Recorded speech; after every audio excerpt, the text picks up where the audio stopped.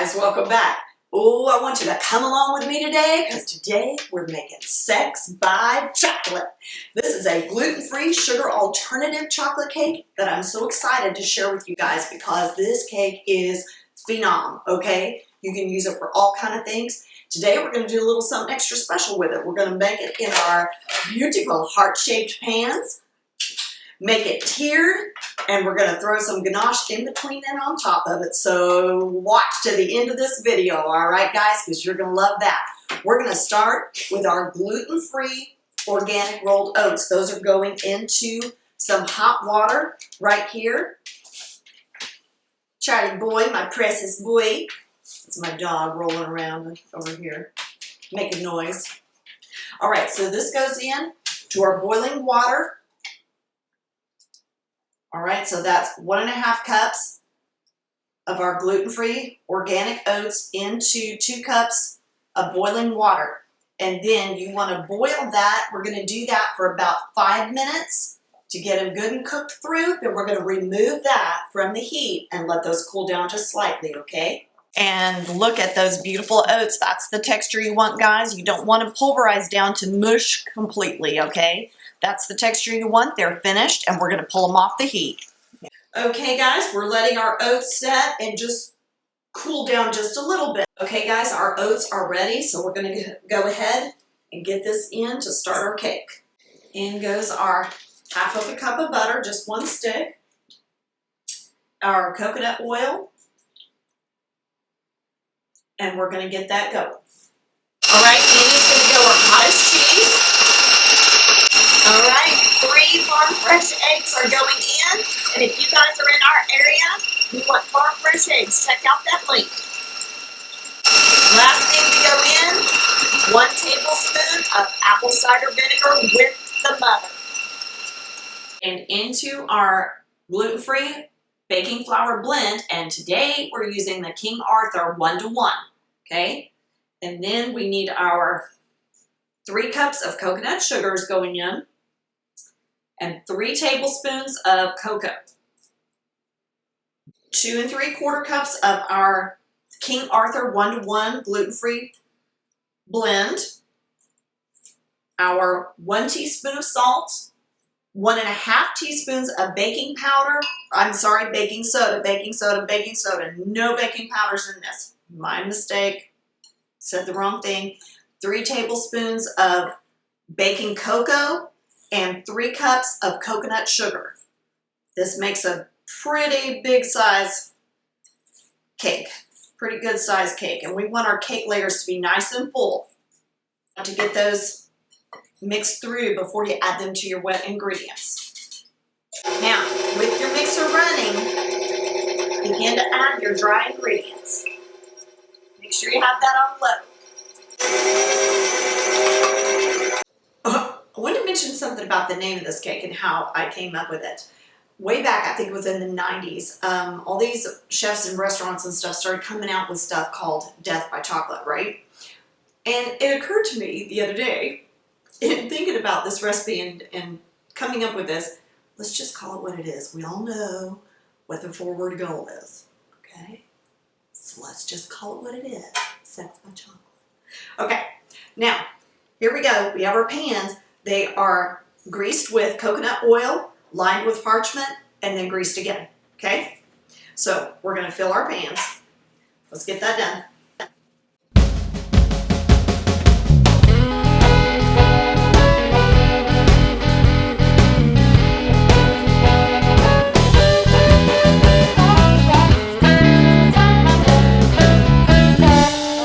All right, we're just gonna smooth this out to the edges.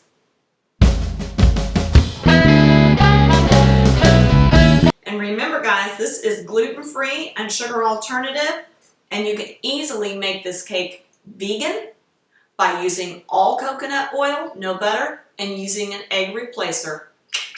We've got our heart-shaped pans filled. Look at how beautiful already. Now, these are going to go into a hot 350 oven. Make sure your oven is nicely preheated all the way. They're going to go in for about 25 to 30, but remember this, with chocolate, it can burn easily. So you've got to make sure that you err on the side of under rather than over. So make sure you set your timer for about 25 minutes, depending on how hot your oven cooks at 350, and then check them. Now guys, these took 35 minutes. So we had to add some time to them to get all the way finished, all the way through, because they're very thick. So they are coming out. All right, now we're gonna let these cool down completely. Cakes have cooled down for about 20 minutes, and they are so thick that they needed a little extra time to cool down. Now we're gonna slip our little flat spatula around the edges just to make sure that they're good and loose. All right, cooling rack on. Let's turn it a little bit like that so we get all the edges. And over we go. And look, I didn't even have to peel my parchment off of there. It just stayed in the pan. Lost a tiny bit of edge right there, but that's not going to worry us today. Okay, now we're going to unmold both of these and put them in the refrigerator to cool down all the way completely. In this cake recipe, we are using 2 kinds of chocolate ganache.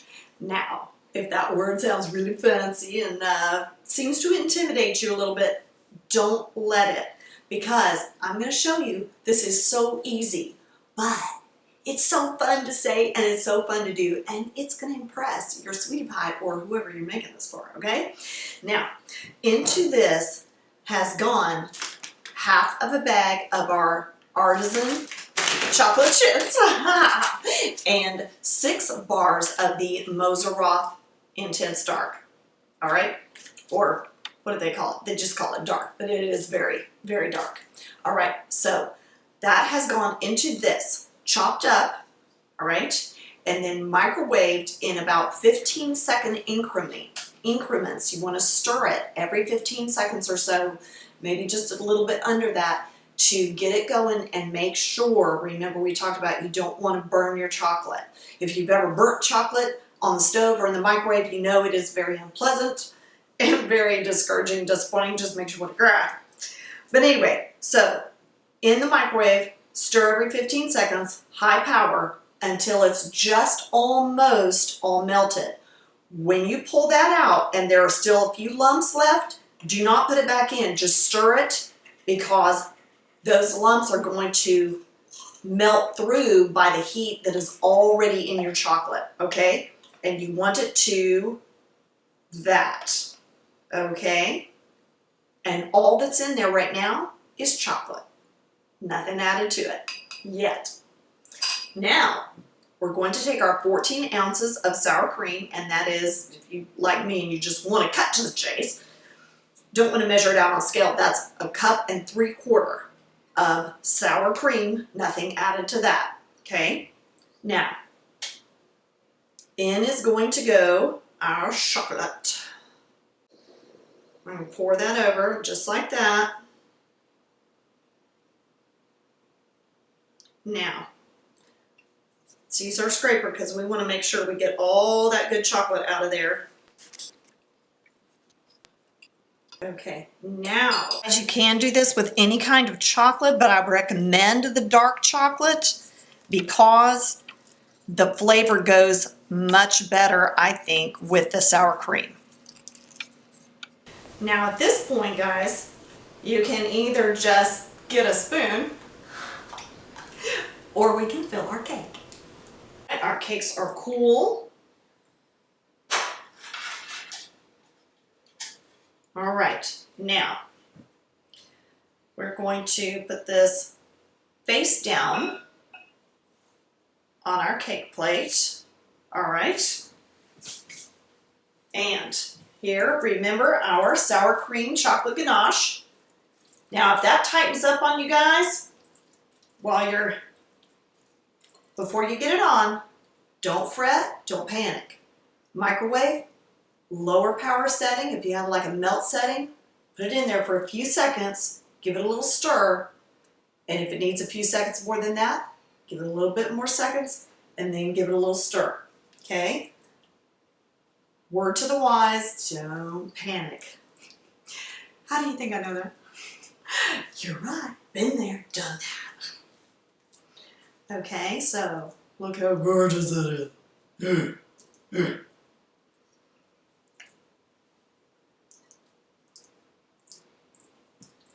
Okay, not so much that it completely gushes out the sides, but enough that we have that nice thick layer in there. Okay, all the way to the edges. And I'm going to show you what that looks like.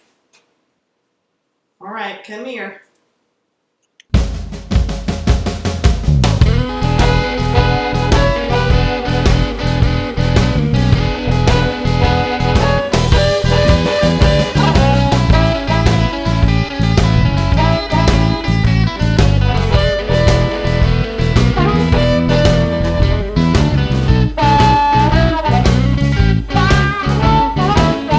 Look how gorgeous. You could even just serve it like that, but we're gonna go a little bit extra, okay? So on to the final layer. Okay guys, our half of a cup of half and half of a cup of heavy cream went into here, into the microwave, minute and a half. Stir every like 30, then 20, then 15 seconds to make sure. What you want is this has got to get nice and hot, but do not allow it to scald, which is the next step beyond that, or boil, the next step beyond scalding. Okay, so be super careful about that. All right, now into our 1 cup of chocolate, and again, we've got the rest of our chocolate chips and some more of the Moser Roth bars broken up in there. In goes the hot half and half and cream mixture. And then we're just going to stir. Look at it's already beginning to melt. See that? And we're just going to stir to incorporate. It's so funny because I don't know if you can see, you guys, but a little bit on the sides of the bowl, it almost looks grainy. And I've been making this for so many years, and every time still, when I see that, I start to get a little bit scared. I think, oh no, is it not going to turn out this time? But don't you worry. When you see that, you just keep working it. Just keep whisking. Just keep working that chocolate into that cream mixture. See that? That's what you want. So you just keep whisking. Just keep whisking. Just keep whisking. Just keep whisking until it is completely smooth and you don't see any of the grainy bits of the chocolate. Let me show you a little trick. If you have started to pour your ganache and it's too thin, don't panic. You can thicken up your ganache, put it over an ice bath like that, and just whisk it until it gets about the consistency that you want it. When it starts to thicken up, and it'll start to thicken up, then you're ready to rock and roll again. And you might be wondering why we didn't just add more chocolate. We could do that. The reason that I didn't want to do that is because that's going to make that chocolate layer on the cake really, really thick. We've already got chocolate with chocolate on it, and we're going to have more chocolate. So this layer of ganache across the top and drizzling down the sides, I don't want it to be a super thick layer. I just want it to be a nice, a little bit harder layer of chocolate. Now, while that's finishing, let's get our cake back on our cake plate. Here we go.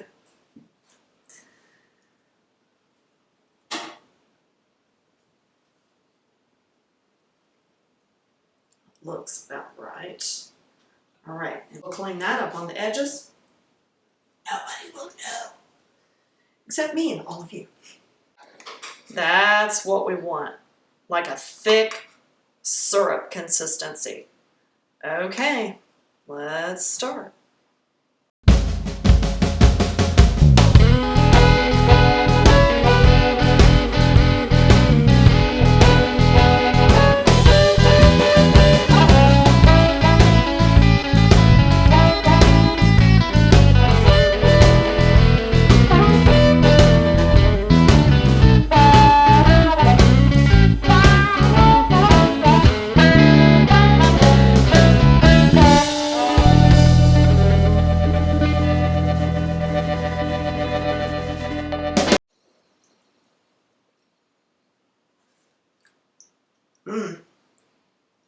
Oh, you guys, this is really good.